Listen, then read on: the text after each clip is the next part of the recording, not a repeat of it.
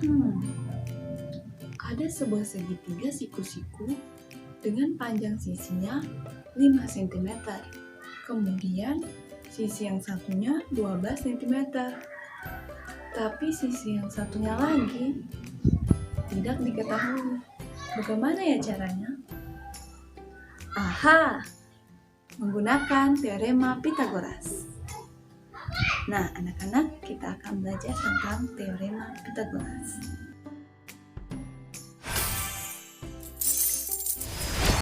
Assalamualaikum warahmatullahi wabarakatuh. Shalom, Om Swastiastu. Nah, anak-anak, hari ini kita akan belajar. Tapi sebelum itu, kita berdoa terlebih dahulu.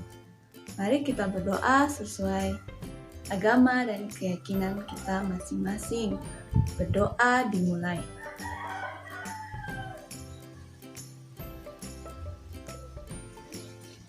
Berdoa selesai. Hari ini kita akan belajar tentang teorema Pythagoras dan menyelesaikan masalah yang berkaitan dengan teorema Pythagoras. Nah, sebelum lebih jauh mempelajari tentang teorema Pythagoras, kita melihat dulu sejarah tentang Pythagoras. Pythagoras adalah seorang matematikawan dan filsuf Yunani yang lahir tahun 582 sebelum Masehi di Pulau Samos di daerah Ionia, Yunani Selatan. Meskipun dinamai teorema Pythagoras, ternyata bukan Pythagoras loh yang menemukan perhitungan ini. Berdasarkan sejarah sebelumnya, di peradaban Babilonia Mesir, ternyata sudah lebih dahulu mengenal tentang hubungan antar sisi dari segitiga siku-siku. Buktinya bisa kita lihat pada tablet yang dimiliki oleh peradaban Babilonia berikut ini. Pada tablet ini, para ahli menemukan banyak kombinasi 3 angka yang memenuhi syarat teorema Pythagoras atau disebut juga dengan triple Pythagoras. Namun karena Pythagoras adalah orang yang pertama kali membuktikan kebenaran dari perhitungan itu, maka sejak saat itu perhitungannya disebut dengan teorema Pythagoras.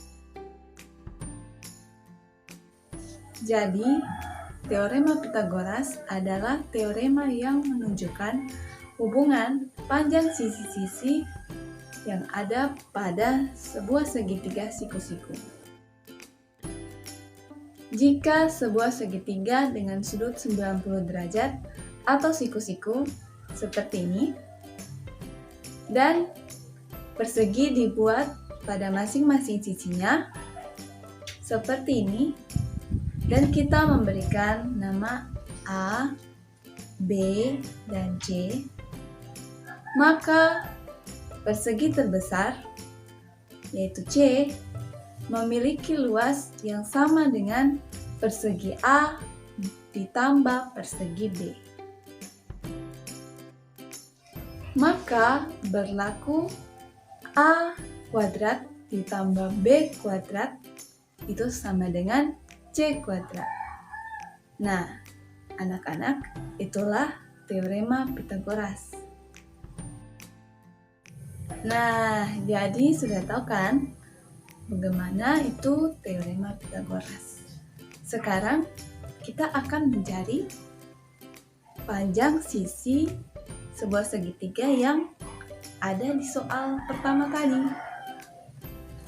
Bagaimana caranya? Yaitu dengan menggunakan rumus teorema Pythagoras yang sudah kita pelajari. Yaitu tadi A kuadrat ditambah B kuadrat sama dengan C kuadrat. Dengan rumus Pythagoras, kita akan mendapatkan panjang sisi C. A kuadrat yaitu ditambah B kuadrat sama dengan C kuadrat.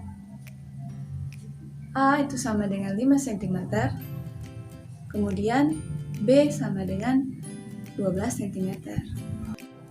5 kuadrat yaitu 25, kemudian ditambahkan dengan 12 kuadrat, yaitu 144, itu maka sama dengan 169, maka akar 169 sama dengan 13.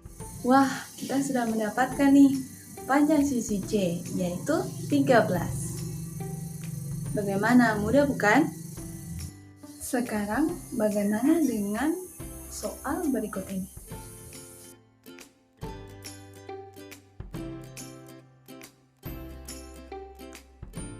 Untuk menentukan panjang AB, kita harus menentukan terlebih dahulu panjang CB.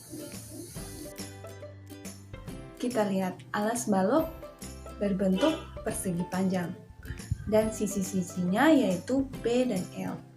Maka kita dapat menentukan panjang BC, yaitu dengan menggunakan rumus Pythagoras, A kuadrat ditambah B kuadrat sama dengan C kuadrat, maka P kuadrat ditambah L kuadrat sama dengan BC kuadrat.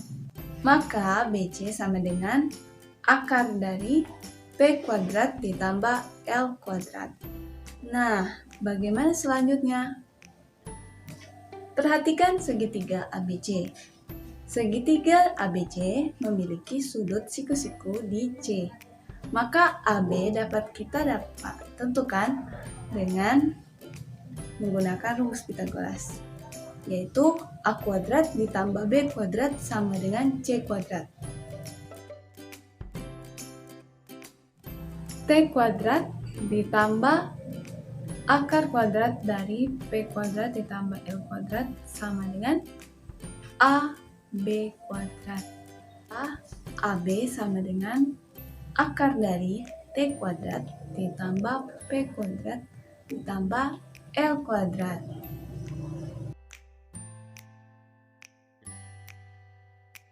Demikianlah pembelajaran kita hari ini.